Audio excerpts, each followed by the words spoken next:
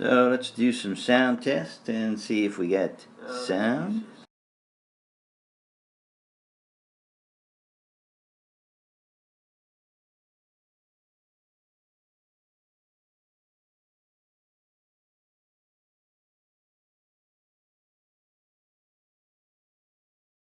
Okay, it sounds good to me, and it sounds good to God's Daddy too.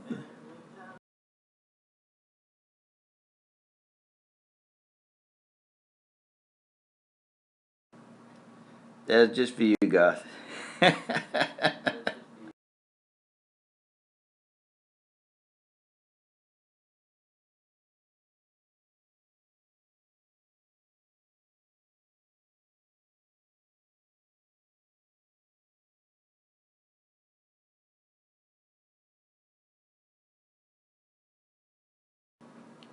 I cannot see you.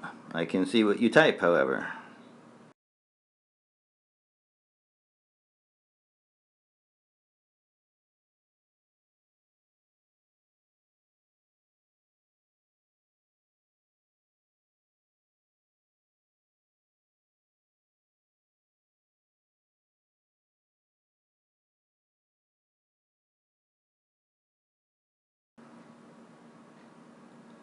First, we'll learn how to do clown noses.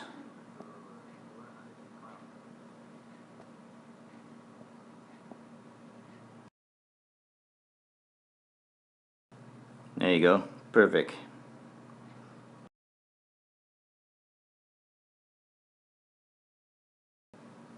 I will be talking. I won't be typing much.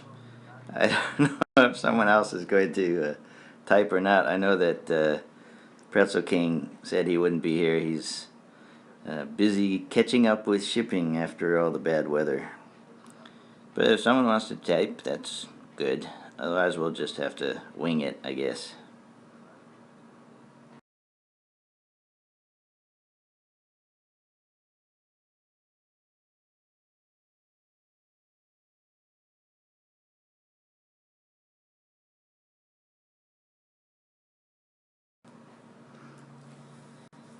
Alright, anyway, so this is just kind of like I said, impromptu class. I wanted to demonstrate a few different techniques that have just kind of been in my head, and I didn't know how to exactly group them.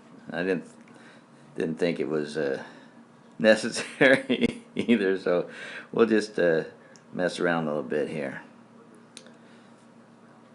So what I've got there is just some simple line art that I'm going to use for demonstration purposes to show you how to do some coloring techniques and lighting techniques in particular when you're doing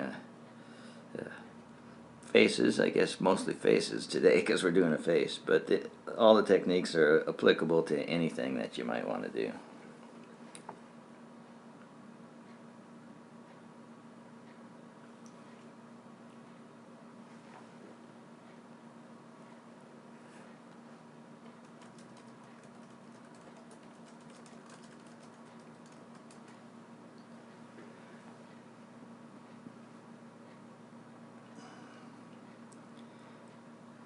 It's do they look upset, do they? Well, maybe we can make her look happier.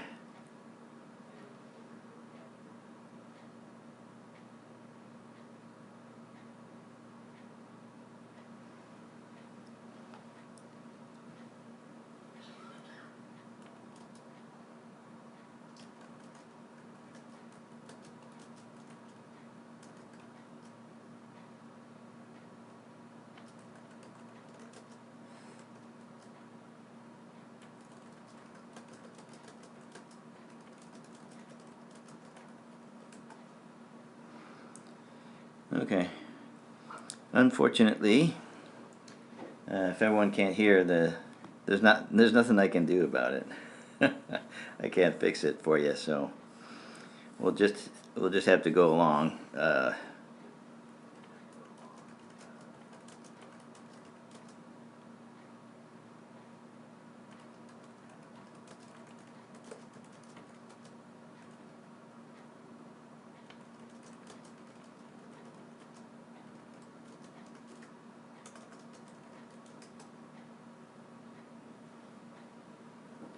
Okay.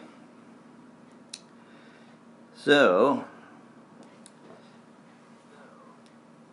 what we're going to try to do is color in this person's face and do a few things with it. Yeah, I don't know where it's going to go actually, but I want to show you a few things that I've learned about blending modes, lighting, and what have you. So I won't be trying to make a masterpiece out of this thing, but I do want to kind of show you some different ways to go about it. We'll concentrate today mostly on flat type of coloring rather than super shaded sort of style. And by flat coloring I mean more of a comic kind of style. I think it'll be a little more useful to see that because it's clear what's happening. Alright, P to the P will not be here. No, I don't think so anyway. But we do have clown noses, so that's good. Alright, so let's start out by looking here at my layers. Right now I just have one layer with the simple line art on it, and another layer at the bottom that is gray. I'll try to slow down a little bit so that Mystery Lady X can keep up.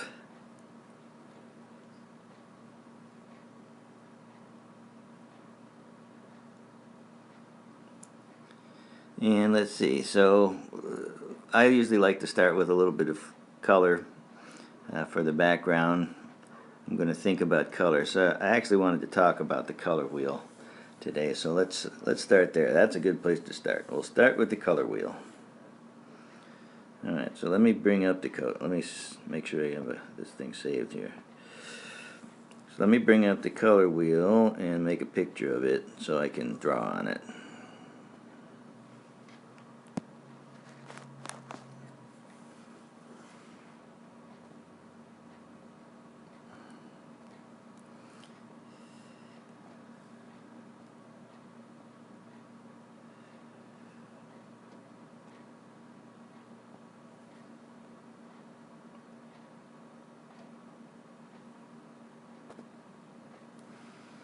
Okay, so this is the color wheel that we have here in SketchClub for choosing colors, and I want to show you how it's organized. Let me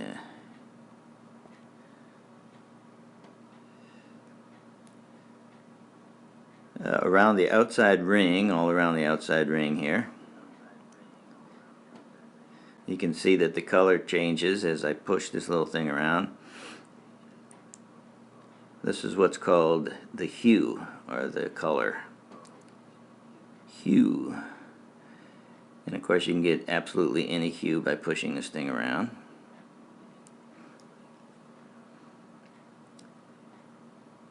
Then there are two sliders underneath. The first one is the saturation slider.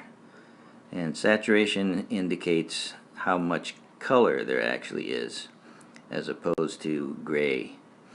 So if you move the slider down here, the saturation slider, you can see up in the right hand corner the change that's being made. You get less and less color. It becomes totally white at this end, it becomes totally color at this end. And at the bottom down here you have the value slider. And that goes from lightness to darkness.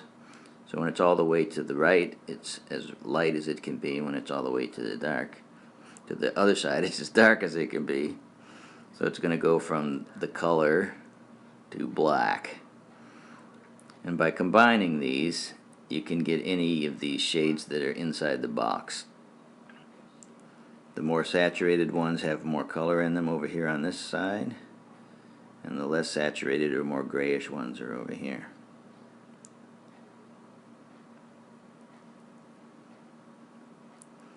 Alright, so now I'm going to draw on the box itself here so you can see what I'm talking about.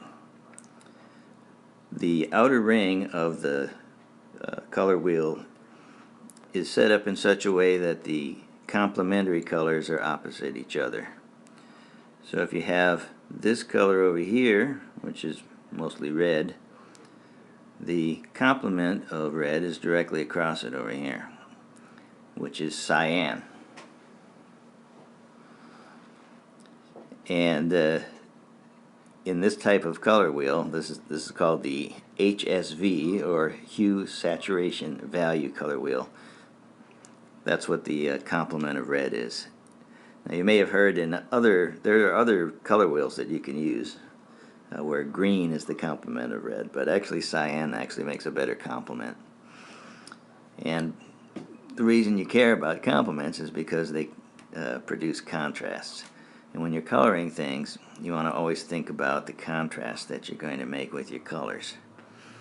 So we have over here red and cyan are complements. If I was down here and I had a nice little purple or violet, then my complement would be green. And over here is blue. My complement is orange.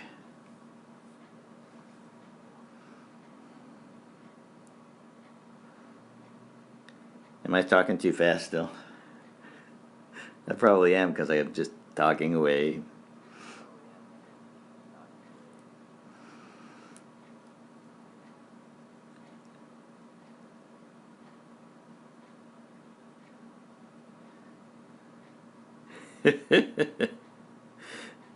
Okay. Green is huge, yes, and orange is small. Alright, so yeah. Why am I going through all this about complements? Because when you're picking the colors that you're going to use in your drawing, it's helpful to have one of the complementary colors against each other. So you want if you want a bluish background, then you're going to want an orangish foreground. That'll just make it stand out better. So when I'm picking colors and mixing them, I always think about the color scheme I'm going to use. And one of the things you usually don't want to do is to put a lot of one color like this and then a lot of the complement in the same picture. Instead, what you want to do is use mostly colors from one side of the wheel and then do your highlights and places where you want it to draw attention from the other side. Of course, you can use any value and any amount of saturation on the colors, but try to pick them all from one side or the other, most of them, and then just a few from the other side, and you'll get a better looking result that way. If you spread them all over the place, then you kind of have this rainbow effect, and nothing draws the viewer's attention because they're all kind of equal then. Alright, so before I continue, let's see if there's any questions so far.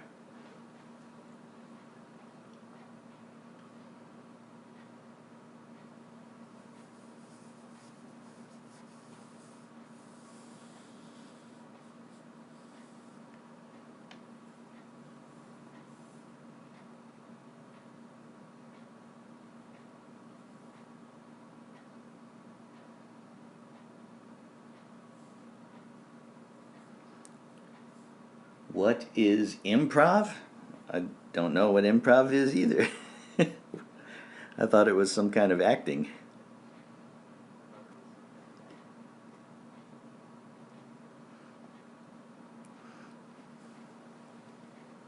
Yes, I'm using an iPad.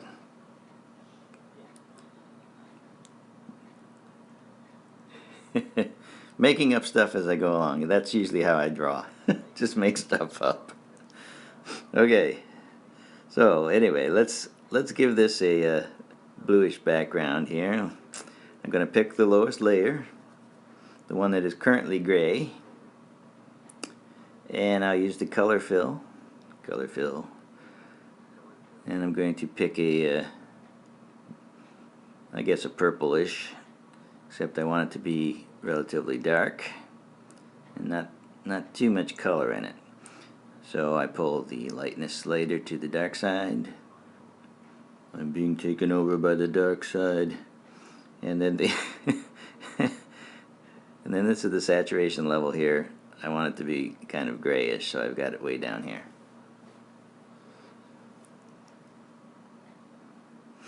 So that's kind of purplish. Isn't it lovely? Then I'm going to go up to the next layer above the background, the one that's underneath the line art now.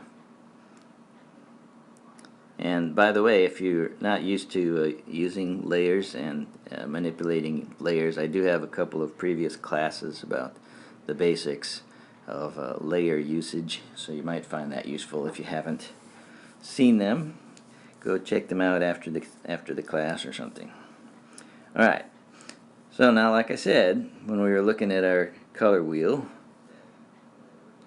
across from the purple we got green and orange and yellow and all this. It depends on how far over to the blue I've gone. This was a little bit over here, so this is kind of the complement, this yellowish color. And any of them along this whole side can be considered contrasting colors. So anything from the orange to the green is going to contrast nicely against this darkish purple that we have here. So since this is a person and they have skin, I mean I will often draw people with very strange colors for the skin, but we'll try to keep it more or less normal. So we'll use one of the orangey kind of colors, and not too saturated, at least to start with. And we'll take our vector tool. Have you ever used the vector tool? The vector tool is a lot of fun. It lets you fill in colors really quickly. The settings I'm going to use are, right now, opacity at 100%, simplify is on 1, smooth is on, and fill is on. Size doesn't matter for this particular setting since we're going to be using it to fill colors. And you want gradient off right now and auto loop off. Alright. This gives you like a way to fill in a color really quickly by just drawing around the edge of it, like I'm going to do here. Notice that this is not coming out the color I wanted it to come out at all. Why is that? Oh, I see why. I was previously drawing here and I had set this layer to multiply. Let's put it back to normal. We'll talk about multiply later when we're doing shading though. Alright, so I'm going to draw around this face here. Of course, this person doesn't have an actual head yet.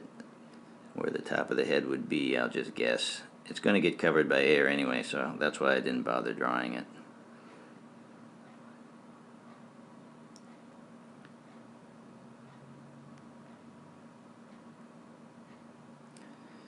Alright, so you don't have to do perfect on this. You can change it and fix the edges a little bit later. I just want to get a big section of flat color on there. So now we have this flat skin color. Notice how very bright it looks against the purple. If I take the purple off, it actually looks almost a different color. That's why I talk about the contrasting colors being important. Everything that you see in a picture is relative. In other words, it's based on what else is there. So if you have white back there, the color looks one way. If you have purple back there, it looks another way. Well, how do I keep it from covering it up? You can see here on my layers that the line art, which has the eyes and the nose and what have you on it, is this layer right up above here. Whereas I was coloring down on this layer. So this layer is separate. That's why when I draw there, it doesn't cover it up. It's underneath. That's the joy of layers is that you can draw underneath other things or on top of them depending on what you want. Alright, so now I'm going to go to the layer above the line art layer. See up here. And now, just as a way of showing you, let me pick an orangish color. If I draw now on top like this, it will cover up whatever's underneath there. And I did a striking rendition there of Goth Daddy's hair. That's how his hair really looks in real life. Okay. But we can actually experiment a little bit with that to create different hairstyles. Let me take that one away. Let's try a flowing sort of style. I experiment a lot when I'm doing a drawing. It's just, for one thing, it's fun, and you can just kind of have things happen that you didn't expect, and enjoy the process of creating something. Maybe this person has a completely spiky hair, like this. Queen Verde. Now it looks like an Indian. Alright. I know I'm screwing around. I told you it was going to be impromptu, so. Well, before you draw a nose, first you have to decide what kind of nose you're going to draw. That's called picking your nose. And then, I'm being funny. I'll do a thing on noses sometime, but today is not the day that we're going to be focusing on features, specific features. Okay. So actually, we do need to probably decide what kind of hair we're going to put on this person, or a little bit of it. But I will get around to hair later, because I want to show shading first. Alright, so let's say that we want to shade this person in a little bit. We want to put some shadows and what have you onto this face. Now normally I would actually spend more time on the color layer. You know, I'd actually give them some lips and stuff, but we'll even leave that for later now, because I want to focus today specifically on some of the shading and what have you. So we go up to the layer above. Any layer that's above is going to affect all the layers that are underneath it. We'll set this to multiply. And I'm going to put it at around 38% or so. Now the color of the skin we've got right here, let me color picker it. So we can see that the skin is this orangish color, and directly across the wheel is this blue over here. So that means that anything over in this general area is the complement. Now we've already used the purplish in the background, so I'm going to continue with the purplish kind of thing for my shadows. And what I will do is I'll pick a purple. I like to make them fairly saturated, but you can experiment with that. And then we'll set it very dark, so not quite black though. So we're going to use a very, very dark purple as our shadowing color. Okay, sorry, Mystery Lady X. I love that name, by the way. I don't know how to go back now. I don't know where you missed it, so we'll have to hope that the video contains all the sound at least, so people can listen to it again. I guess it was better with the old way where I had to stop every 2 seconds after recording a piece. But now I can just keep blabbing. I have a tendency to do that. I think it'll be better on the video that way anyway, so we'll just go with it. Alright, anyway, like I said, the complement of the skin color is this purpley, so we're going to pick a dark purple. And I'm going to do the shading on the top. Why don't I do it beneath? Because I actually want it to affect the lines. Now in this case the lines are black, so it isn't going to affect the lines. But often I will color the lines rather than make them black. And I want the shading, which is the effect of light, to affect the entire face, including the lines. And that's why I put it above. If you don't want it to affect the lines, then you would put it underneath. Alright. So here we have the multiply layer here. This is going to be our shading layer. We have our line layer here and our color layer there. And we're going to draw here on the multiply line.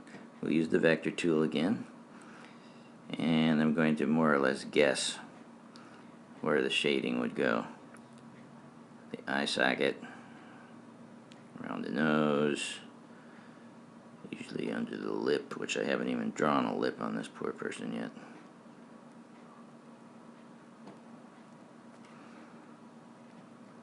So we're going to have to deal with that. I should probably draw the lips in so we know where to shade, huh? This is Artigan's school of doing it the wrong way. So what I'm doing here is I'm sort of outlining the places where I think the shadows would go, and just drawing them in a very flat kind of way. We'll leave this person bald for the moment.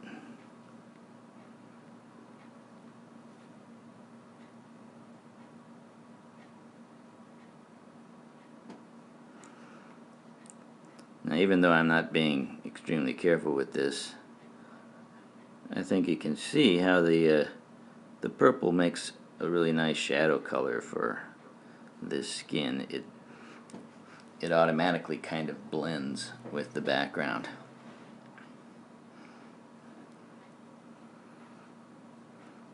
Alright.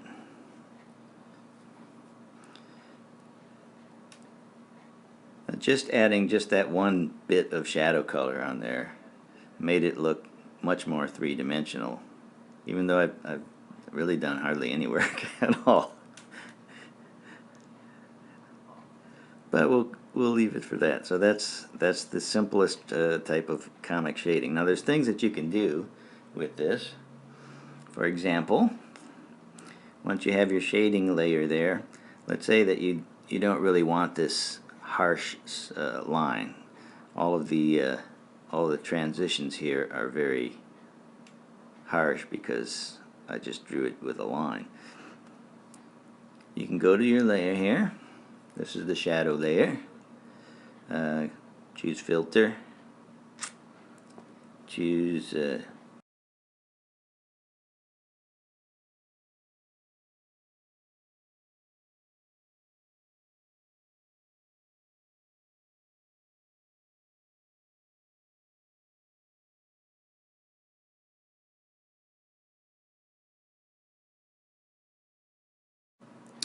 oops, sorry, it crashed.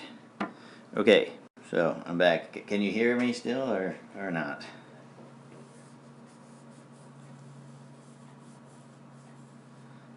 Okay, back to life. Awesome. Okay, so as I was going to say, you can go to your shadow layer. This is the shadow layer here. You choose filter and Gaussian blur, and that will blur the entire layer, and the result there will be that now you have this smoother transition between the shadow and the light, because it smooths out that edge there.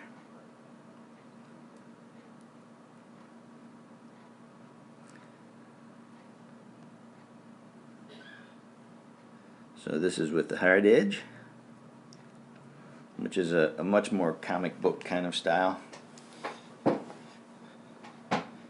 And this is with the blurred edge, which would be more of a, well, I can't call this picture realistic, but it's more realistic. It's more of a shaded kind of style. Smooths out the edge. Alright, so I'm actually going to leave it for now, the hard edge, and I have a reason for that, because stuff we're going to do, we may smooth it out after we do some other operations. Alright, so let's leave it that way for now. I better save as I go here if it's going to be crashing on me. Save. Alright. Alright. So now we have 4 layers. Let's remind ourselves, we have the purple layer on the bottom. We have the color layer, which is only skin right now. Notice that if I get rid of the skin, we still have a picture, which is kind of interesting.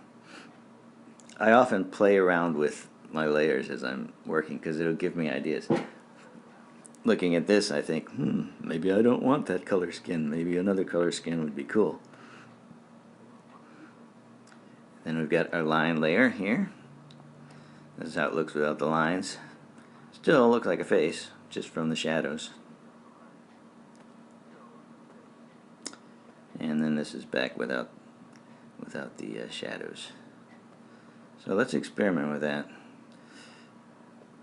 Let me change this. I'll show you some things you can play around with. So when we had the skin color off, just like that, we had this sort of ghostly, interesting thing, and I kind of liked it. I'm looking at it going, that's actually kind of cool.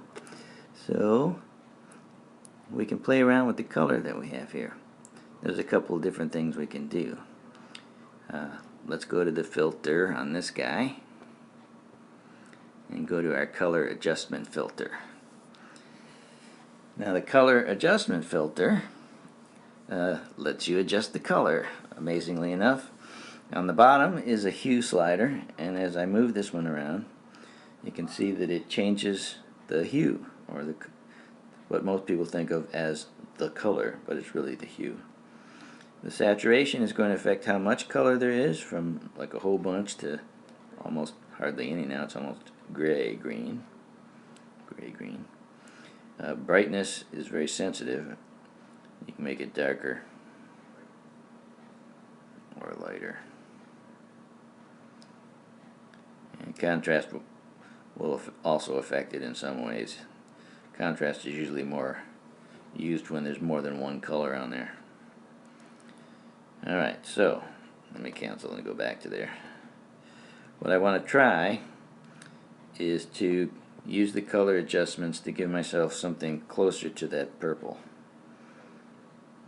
just for fun. So I'll move the slider down here.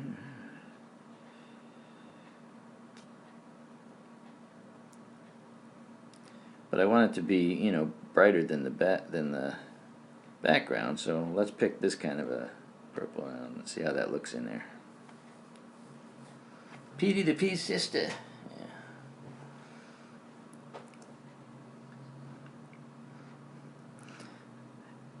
Anyway, whatever color you decide on, once you've done your initial flat color, you're not stuck with it still. That's the wonder of digital, is you can still change it as you're going along. Yes, alien bald chicks. This is definitely an alien bald chick at the moment. Of course, if it really was an alien, it would probably have some kind of wild ears or something. So what do you think? Should we keep the purple skin or should we keep the orange skin? Purple, orange. Maybe we should just have it blink. That'd be cool if you could do it with blinking.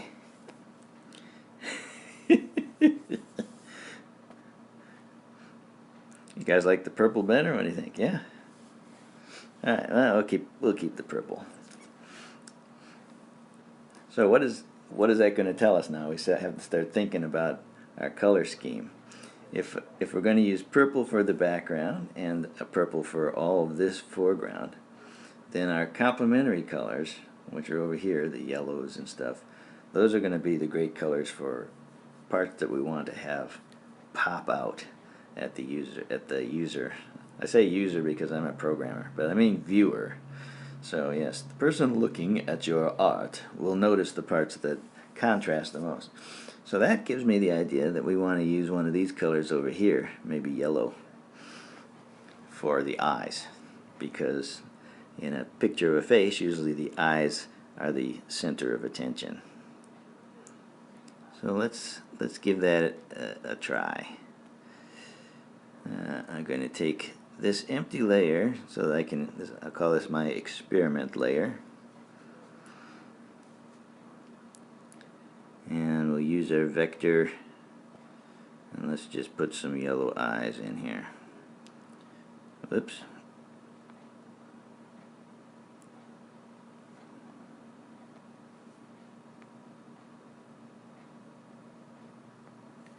Let's see how that looks. Yellow eyes. It's kind of cool. Almost like this is turning into an alien chick, isn't it? Now notice that the eye on this side in the shadow, because it's underneath the multiply layer, is automatically darker, even though I used exactly the same yellow to paint both of them. That's another cool thing about layers. They affect all the layers underneath.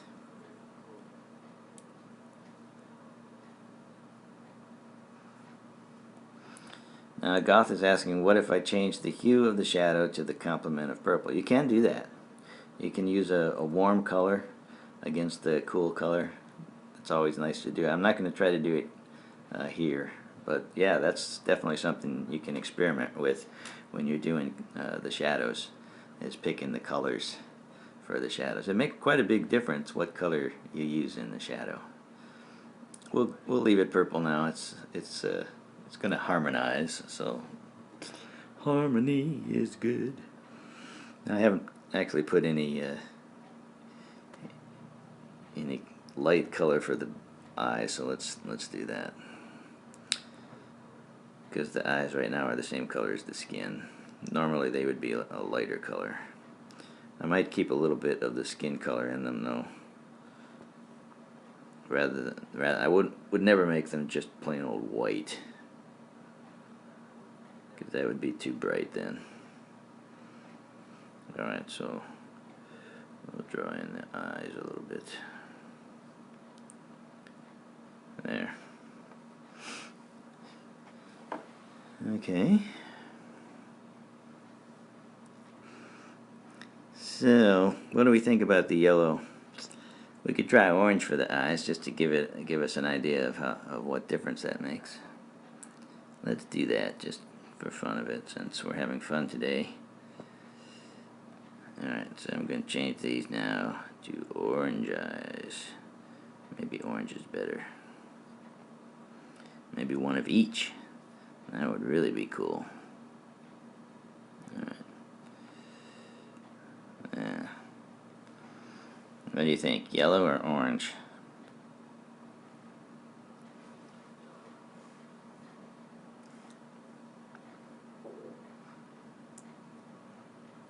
Yellowy orange. Orange, green. We could go with green. Over here on the side is also green. Green. Let's try green. Let's try green, just so we know. We can always go back. That's the other fun of digital, is you're not stuck with it, and repainting just takes a moment.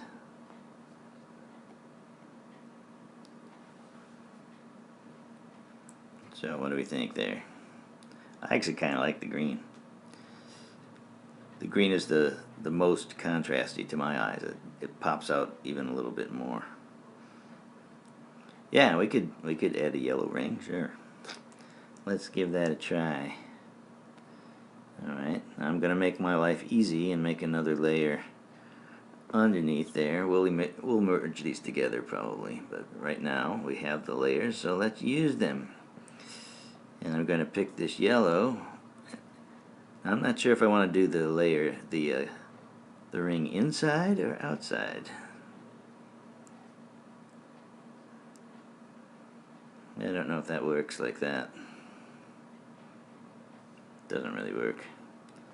Alright, let's put it above then. See how that looks.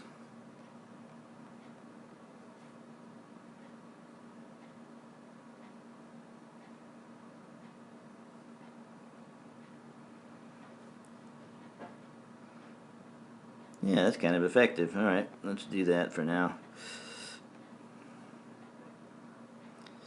Now the one thing I do want to do with the green though, because I'm trying to think ahead a little bit about what I'm going to do with the eyes, so I need to make the green darker so that I can lighten it up later when we do the lighting phase. So let me do that. We'll just use the filter and make it a little darker. It's not dark enough. Darker, darker. Notice we still have orange and other junk in that layer, but we don't care. Alright, there we go. Alright, we'll go with that for now. It's probably still not dark enough, but it is interesting. I never probably would have done that if you guys weren't here, but that's cool. That's cool. So, if we want the eyes to be the center of attention, then we don't want anything too much to compete with them. So we don't want to put like a lot of other greens and yellows in this picture. But we will use other blues and purples. So speaking of that, let me merge these two layers together so I'm not using so many layers. We'll go back to our experiment layer and try to put some lips on here. Since we're sticking with comic style, we'll do it with vector. See if I can get a decent looking lip here.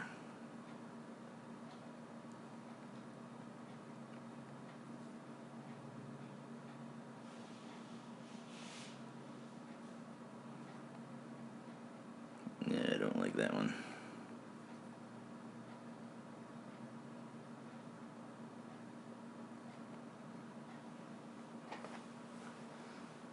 That's a little better.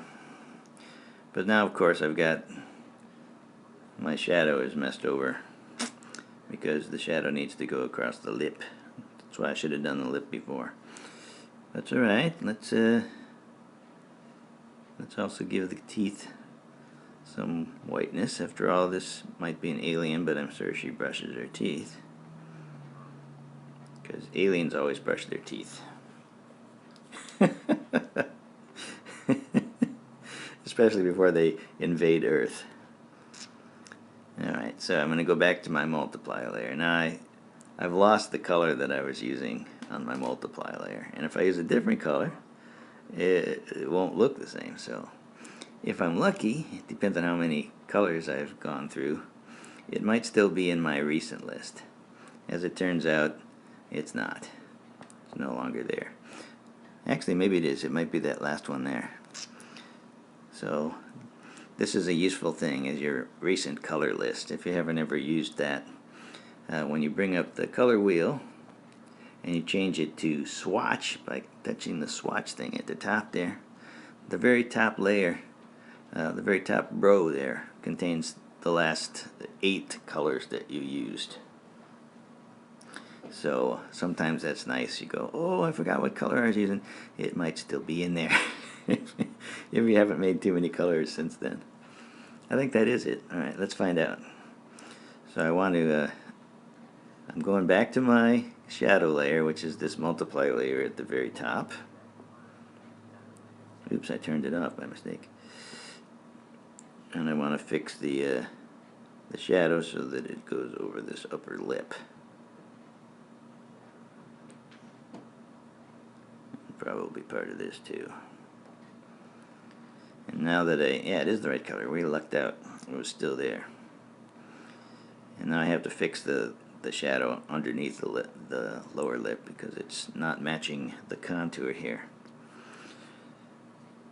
So right here, where it overlaps, I'm going to use my little vector erase trick. And if you haven't used vector erase, when you choose the tool, any of the tools can be used as erasers, which is pretty cool. If you ask me, you can erase with any of the tools. In this case, we're going to choose the vector tool, and at the very bottom you can see there's these three modes: over, on, and erase. And erase does what you'd think it would do. It erases instead of draws. So the same shape or brush or whatever you're using will erase instead of draw. And since we're using vector, that means I can actually just draw and erase. So I want to erase right here, just like that. Cut that off of there. And then go back to draw, over again, and fix this shadow so that it matches a little bit better. And now that I see the lip, I think I actually want, well, let's see, I think I want, I have to think of this in my head, that I want this more like that. I might actually want it a bit more like this. Talking to myself again. Alright.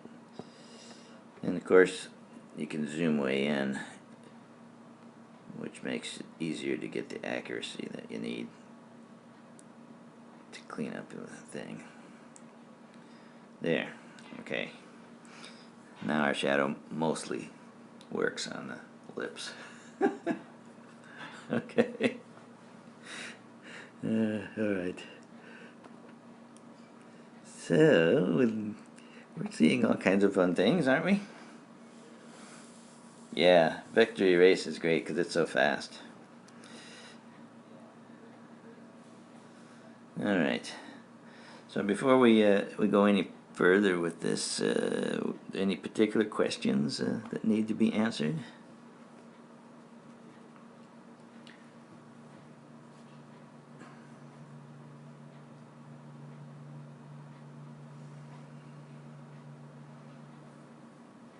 The meaning of life. Well, there really is only one meaning of life, and that is to draw alien chicks. That's pretty much it. Okay. SketchClub and alien chicks. That's it. All right. So now I haven't decided on hair for her. I don't know. She may never get hair. Now that we've got that, let's go ahead and merge our color layers all together. We'll be brave. Put them all on one layer. Alright, so we're back down to four layers that are in use. Let's look at them here. We've got the background layer. I'm moving them around. The background layer, which is still purple. We got the color layer. Still looks cool in shadow though. I do like that. The line layer. You can see how funky the color layer actually is. But it doesn't matter. The line's covered up. And the shadow layer, or multiply layer. So now I'm going to actually add a second shadow layer. I like to use two shadow layers a lot of times because there are shadows inside the shadow area, and just one is fine, but it's not enough. Not enough for me anyway. Sometimes I want more. So I will just use a little bit of extra shadow inside the shadows to give it a little more interest for me. So again, we're going to pick a layer above all the other layers. This time it has to be above the shadow layer too. Set it to multiply. We'll make it, I don't know, 50%. Oh, and that was something that I didn't actually talk about, was how you can change the opacity of the shadow layer to affect the look. Let's look at that for a moment while we're here. So here we've got this shadow layer that we did right here, this guy. Right now the opacity is set to 38%. If I move the opacity way up, the shadow gets darker, which gives it a much more dramatic shadow. It also reveals all the flaws. I'd have to fix all those up if I was going to keep it.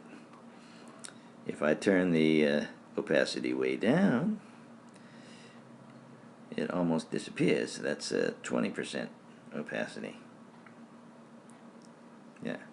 So you can always experiment with that, you know, when you're working on a drawing. Play with how dark you've made the shadows. And because it's digital, you can change it. You can change it until you're happy with it, and it's real easy. So I think we'll go with about 45% on that guy. For the secondary shadow, I'll set that also to 45%. I'm going to use the same exact color for the secondary shadow. And the reason I want that is because underneath the eyelid there's always a shadow. And I want to put that in there. Oh, I forgot. I was still in erase mode, so when I tried to draw, nothing happened. I can't tell you how many times I do that. So there's different ways that you can draw the shadow on an eye, especially a comic book eye. I'm going to draw it like this, I think. Alright, there. And now we'll do the same sort of thing on the other side as well.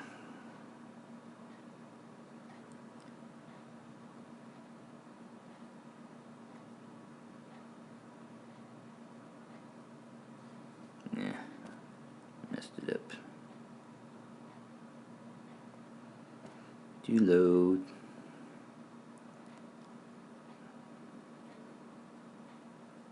Yeah. Grr.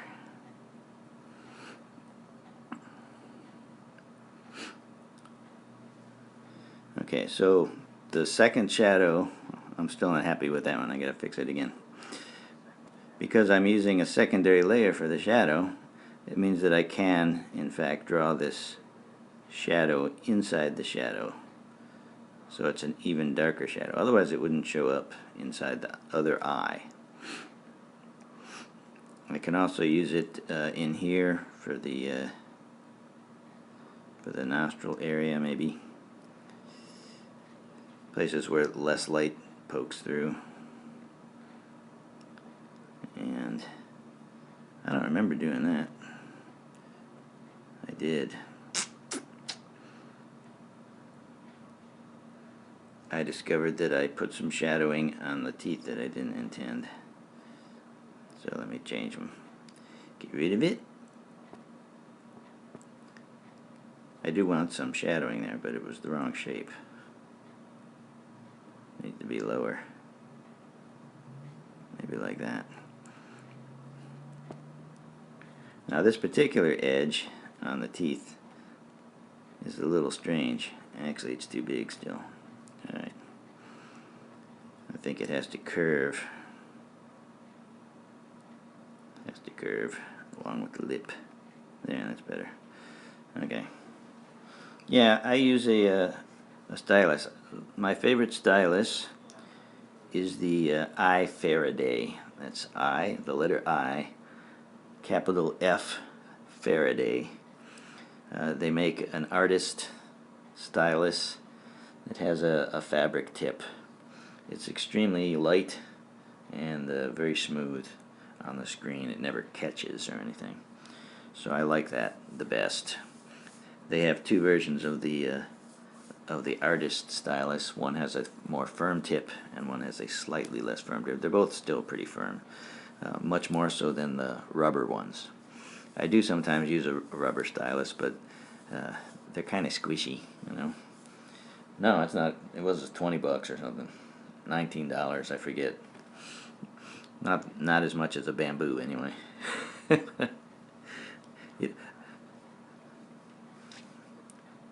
But yeah, I like. That's my favorite. I've tried every stylus I think there is, and I just keep coming back to it because it's smooth. All right, so let's continue with our secondary shadowing. You can see there's going to be very little on this layer. We'll probably merge it together with the other one when we're done here. But I just want a little bit more darkness underneath the underneath the neck, I think. Alright. There. That's pretty good, I guess. I might put a little bit more underneath the eye socket over here, too. Yeah. That way I can kind of indicate where the eyelid is a little bit. Alright. Good enough for that. Any more questions on the, or any questions at all on using multiply for shadowing so far? That's kind of what we've done. We're going to do the opposite of that next.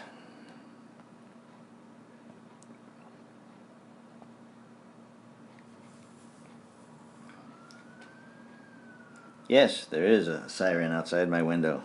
You are right. Yeah, I mean, you can do anything with your finger. It's just a matter of getting used to it. I like using a stylus, so I do.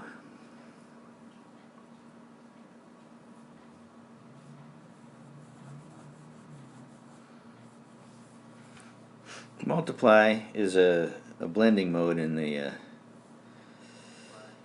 layers. Each layer can be set to all these different blending modes over here on the side. Normal, multiply, screen, overlay, darken. There's a whole bunch of them. I've talked about a number of them in some of my previous classes. It's almost impossible to do a class on all of them because there's so many. But they change the way that the colors and things that you put on a layer affect what's underneath that layer. And then multiply is mostly a darkening type of effect. So I used multiply on these because I wanted the color that I put on the shadow layer to multiply, darken what is underneath it. Some of the other modes lighten things, and in fact that's what we're going to look at next. Alright, so now let's say this is a trick and a technique that you might need to know about. Let's say that you have these two shadow layers and you're happy with them both and you decide that you really want to blend them together. Now if I was to combine these two using the merge button, you'll see that it'll change. Like my effect will change slightly. So if I blend this one down, take the top one and blend it down into the next shadow.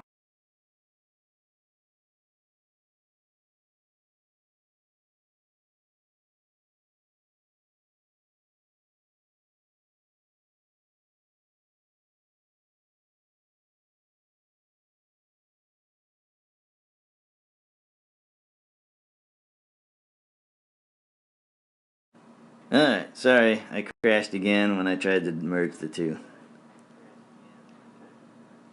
At least it lets me come back. So if I try to merge those guys, the effect will change slightly because the opacities are not 100%. And and I lied. He must have fixed that. Yay, BP. Alright, so I blended them and they're fine. Used to have to do this little trick to get them to blend right, but I guess you don't anymore. So you see, I learned something too. Alright, so now we have all of our shadows on just one layer. And I did that just to save layers. Alright. There we go. Alright, they merged. So now we're back to our four layers again. We have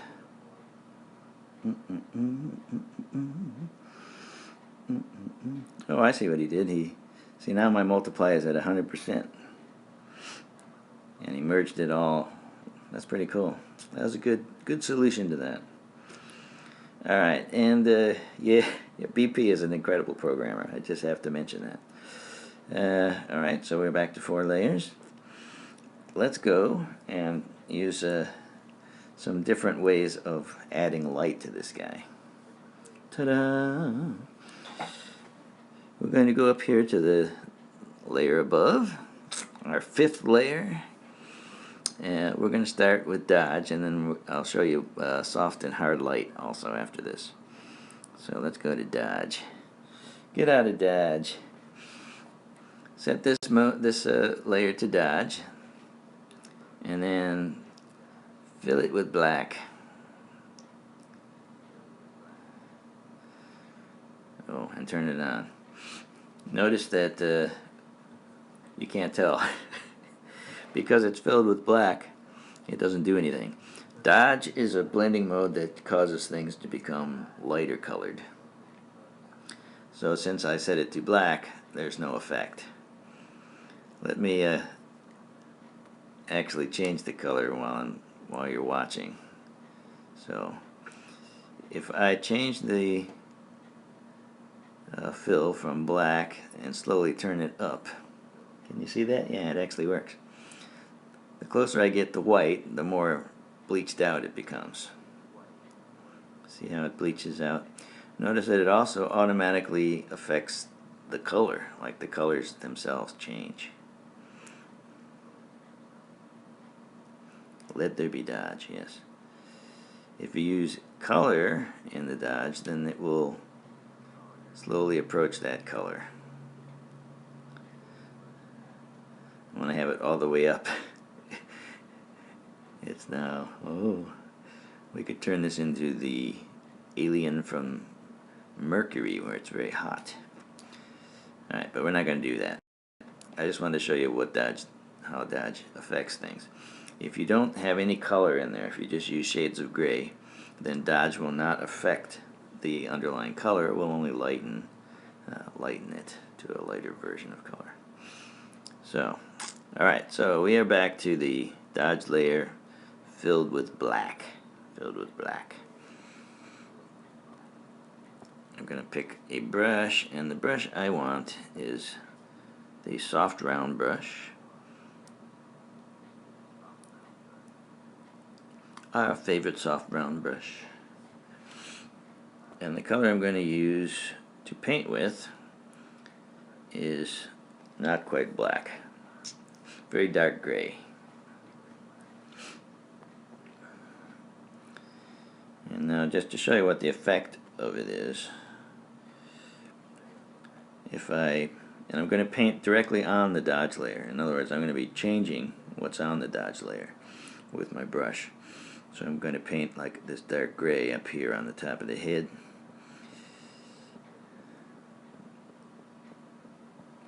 I'm not leaving this like this, I'm just doing this so you can see it. You see how it looks like now, like there's light hitting the top of the egghead, the egghead girl. And because it's dodge, it automatically fixed the color under there for me. I didn't have to, figure it out in my head. I just drew gray on there, and there it is. If I don't like what I've done, I can go back to painting with black, and that means that I can paint it back out of there, like that. So you can always reverse what you've done on the dodge layer by just painting over it in black, like that. Now somewhere down here I have another brush. This is also a soft round brush, but it's even softer than the regular one.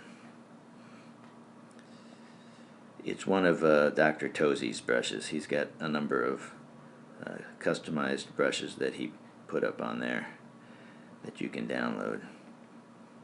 Now notice if I draw outside here on my background, it affects that.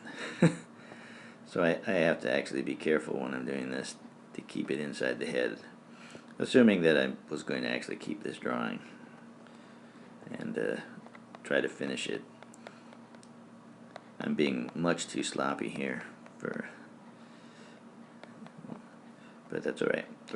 We're learning about this. So I want to draw now, and what this will do is it will show the places where light is hitting, and that means places that stick out.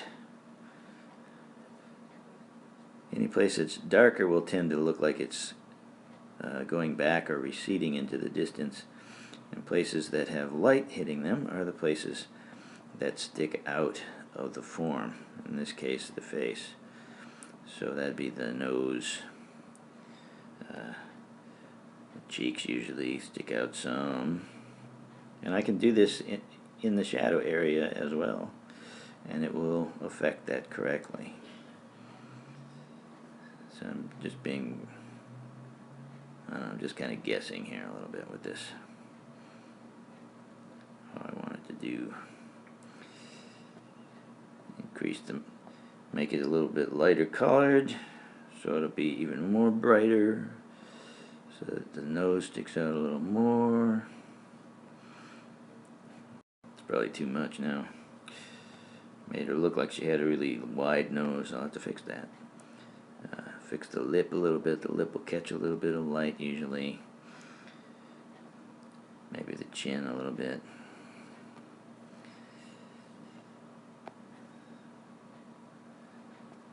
Yeah, I gotta fix the nose is a little too wide, so I just go back and I grab my black again, and I change it a little bit, and it's still too much.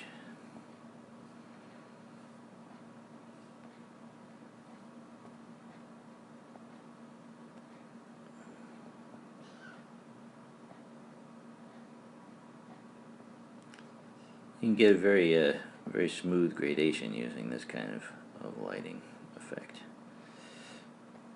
And then if you want to put a like a real highlight on there, you'd use something that's closer to white, and you can, whoops, that's too big a brush. Make it smaller, no, smaller, and you can put like a shine on the nose like that. Yeah, oh, look at that. Yeah. Alright. Let me save before I go to the next piece.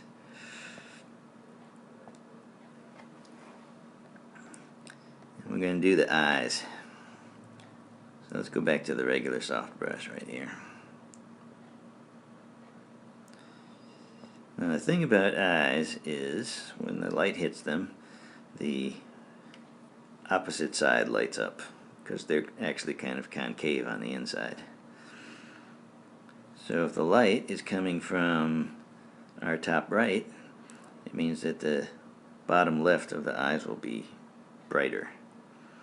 So I'm going to use the dodge to lighten them up. They're actually almost too light now. I probably should have made them a little darker. But let's see what happens if I try to lighten them up with what they are. It might be alright. That's too much.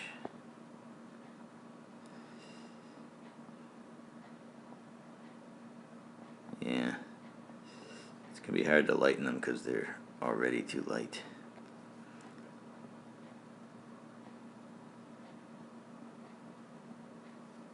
That one will light up a little better because it's darker.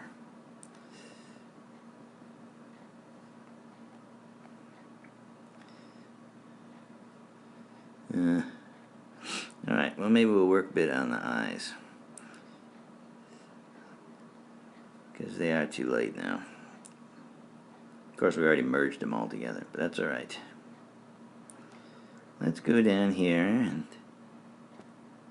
use our experiment layer again. And let's change it to a darker green.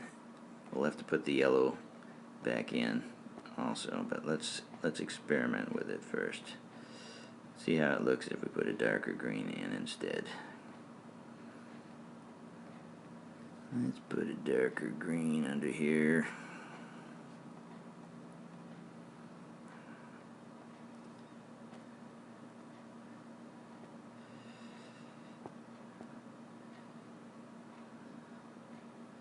What I want to do is see how the dodge is going to affect this green.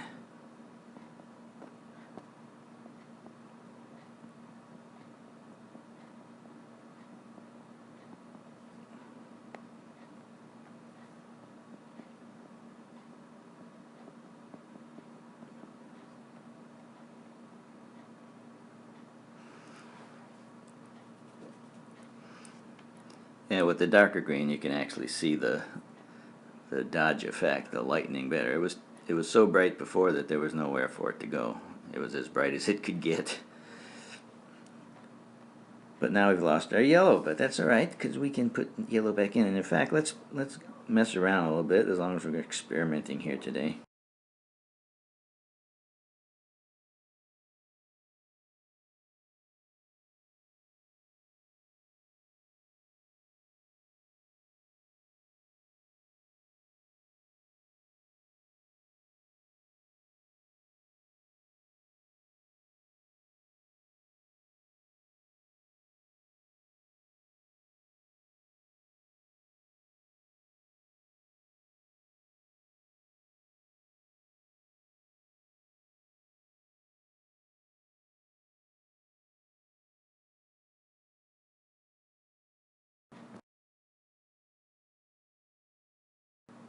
Oh, did we lose sound?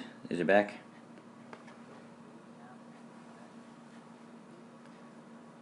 Sound back now? Okay, good. Alright, sorry about that. Alright, so I don't know where we lost it, so I'll go back. What I've done now is I've created another layer, a new layer, and I'm putting it directly above the layer on which the green for the eyes is. This layer here has the eye green on it, and this layer has nothing on it right now.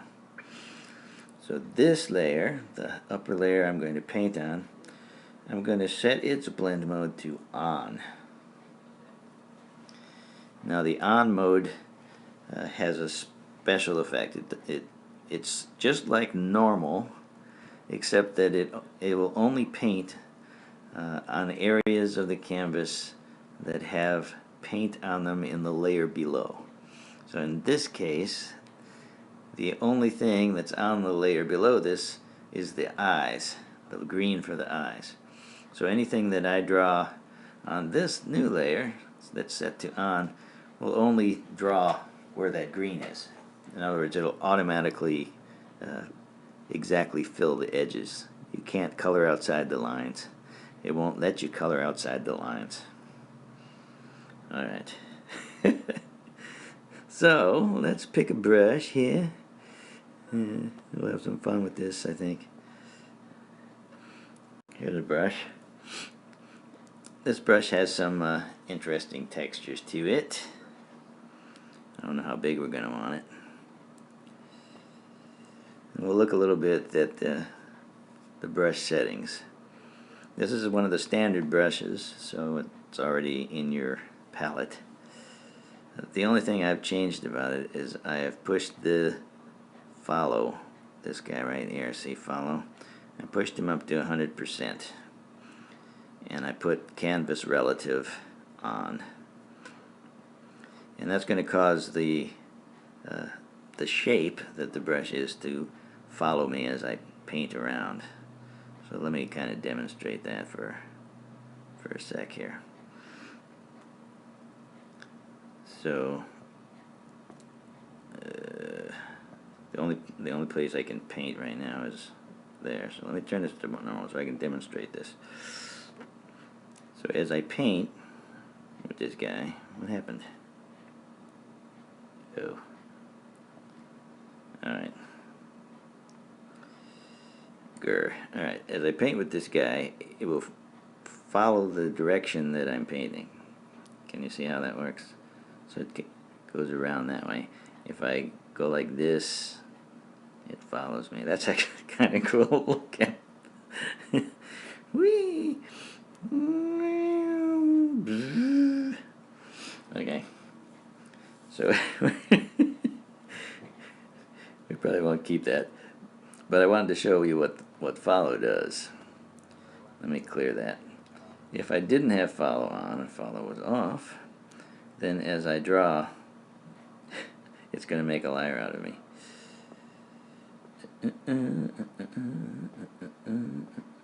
It will just keep drawing in a straight line, more or less. I guess it still turns a little bit. It just isn't quite the same.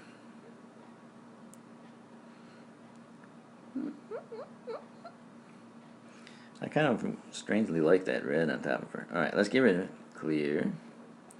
Put my brush back to follow. I want the rotation to follow. I guess that's what it is. Now we had the yellow circle around the eye before, so let's go back and find our yellow. And this time we're going to use this patterny thing instead. It might take a couple of tries to get this right. So I'm going to set this back to on, and I'm going to draw right over the eye with this yellow. Like that.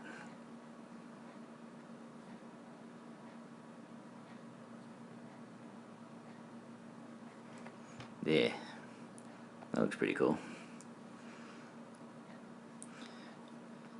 Now, just for the sake of illustration, let me take and put this back to normal so you can see what it's doing.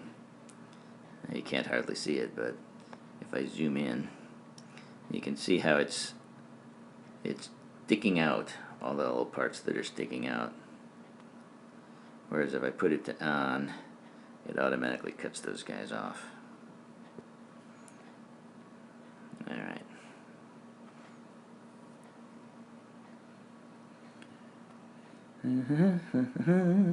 Save this in case it crashes. So now we can take all of these guys, merge them together, and now we're back to our all the colors on this layer kind of deal. I have the same accent as your grandfather? What kind of accent is that? That's an old man's accent. Yeah, I don't know. I guess I have an accent. I'd never thought about it. I grew up in Michigan. I believe I have Michigan mush mouth. This is my accent. Alright. So now we have this girl with her. I've shown you dodge, I've shown you multiply. Oh yes, that was the other thing I wanted to hit today for sure, was hard light. Hard light and soft light are really cool blending modes, especially for doing rim lighting, any kind of lighting, especially edge lighting. Now in this picture so far, we have only one light source. It's coming from the top right of the picture. You can make your pictures look even cooler by adding more light sources. Usually not more than 3, and actually usually 2 is enough, but more than 1 is cool. So let's go ahead and add another light source. Now what I mean by that is we're going to pretend that there's another light coming from somewhere. Usually a colored light of some kind. Maybe we'll use the yellow. I don't know. We'll try the yellow and see how it looks. So in this case, what I'm going to try to assume is that there's a light down here and it's coming up this way, because we already have this white light that's coming down this way. So from this side, if we had a yellow light coming, it would hit different parts of the face down here. Yeah, go away. So the parts of the face it would hit would be around in here. It might hit the nose there a little bit. It might hit the lip, like there and there. I'm just kind of imagining where the light coming from this way would hit these kind of places. And so I want to add light that hits there, but I want to make it look like light, not like yellow that I drew there that doesn't make any sense. It's ugly. So let's clear that. So what I'm going to do is I'm going to change the mode of this layer right here, and I'm going to change it to hard light. And then for my yellow, I don't want it to be quite that saturated, and maybe not that light either. Now we'll go ahead and we'll leave it light and see what happens. So I'm going to pick a really light yellow, and I'm going to go back to a brush. Use one of the soft round brushes again. I never know which one I have. This one here, I think. I have several soft round brushes, and they all have the exact same icon, but they're a little bit different. I can usually tell by the preview which one it is. Usually. Alright, so we've set this to hard light. Ooh, hard light, I said that. And we're picking this yellow and we're going to draw on here.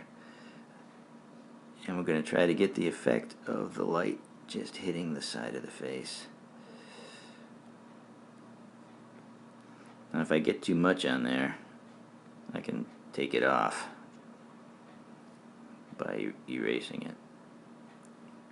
But you see how it looks like now there's this light coming up and hitting the side of the chin. This is the topmost layer right here. This guy. And he's set to hard light.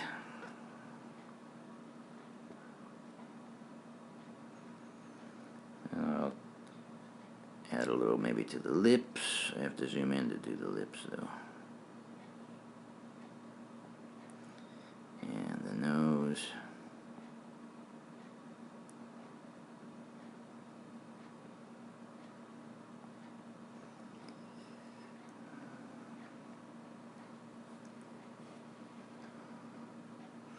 Yeah, like reflected light, or like another light source of some kind coming up and hitting this. Might be just a little bit that shows up in here maybe. Since we're making this up, we don't have to actually match anything that's real. We can just do what we think looks cool.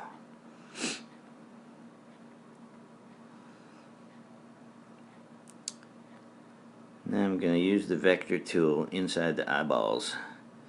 In this case I'm going to use a gradient, and I'm going to draw circles. So in order to draw a circle, you choose shape. This is your little shape menu up here, and you pick circle. See it there? Line, circle, and square. So I'm going to pick circle. And my vector tool, I've got it set to opacity is 100, simplify is 1, smooth is on, fill is on, and now gradient is on. And that will let me draw ovals and circles and stuff. Like if I draw one over here, you'll see what I mean. Like it draws a great big circle or oval, any shape I want. But since the gradient's there, it's brighter on one end than the other. And I'm going to use that inside the eyes, as though this other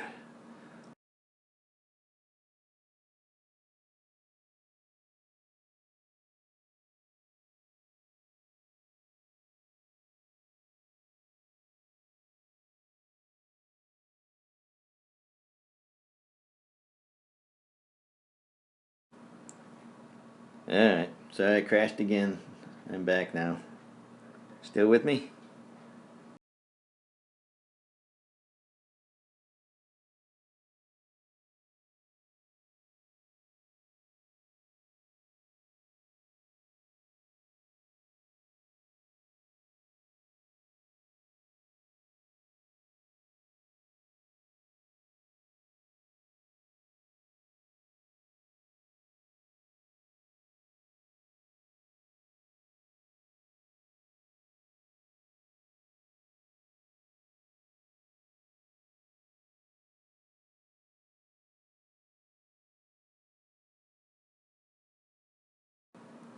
Is the sound gone again?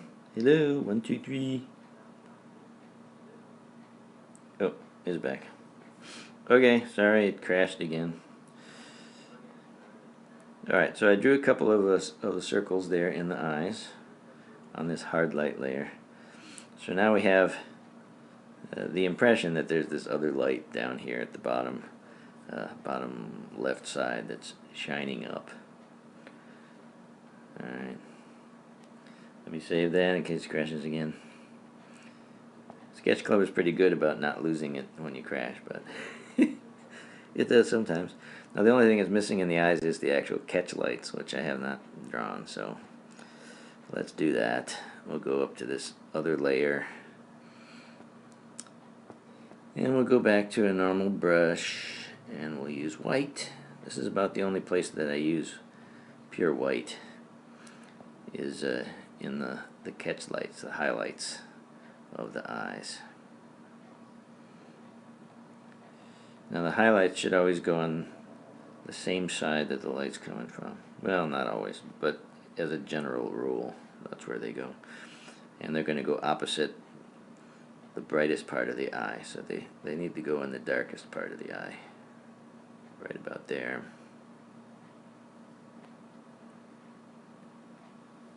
And somewhere in here on this one. Something like that. I think the second one is a little bit too low. I gotta move it. We're faking it here. I mean, these are not real highlights, but just whatever looks good to me. Okay. There.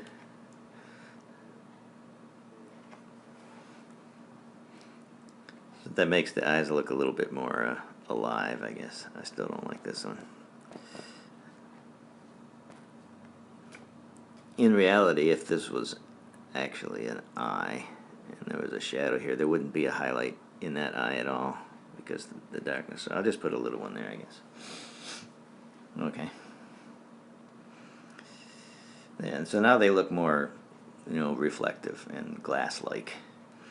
And if I want to do like a little bit in the corner of the eye or something, I haven't actually put corners in this eye, but there would usually be a little bit of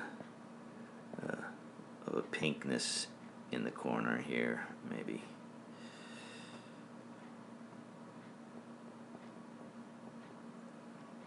And then there might be a really tiny bit of white along its edge or something. I can't do it with this brush.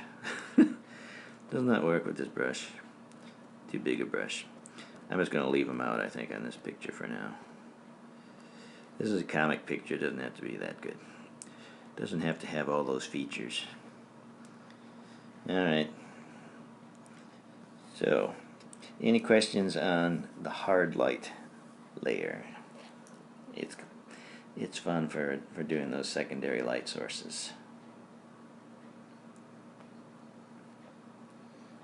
Alright, we're getting near the end of the time I had allocated here.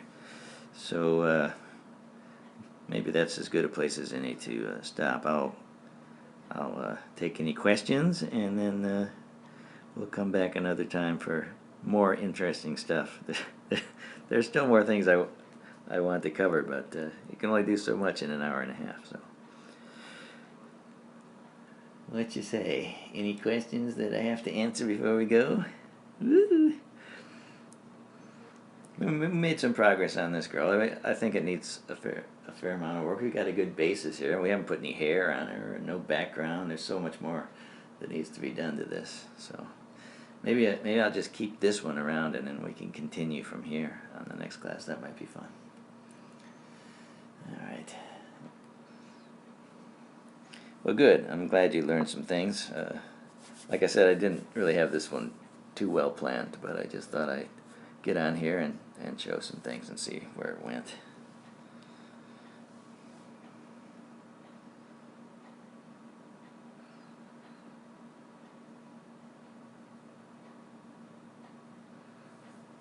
Granddad from New York, eh? I don't know either. Alright, well, good. I'm glad you enjoyed it. I will upload the video in a little bit so that people who missed it can see it, or so that you folks can see it over again. It takes a while to process, and I'll attach it to this picture. I'll upload this picture as it stands so far and attach the video to it. So thanks for coming, and yeah, I'll see you next time.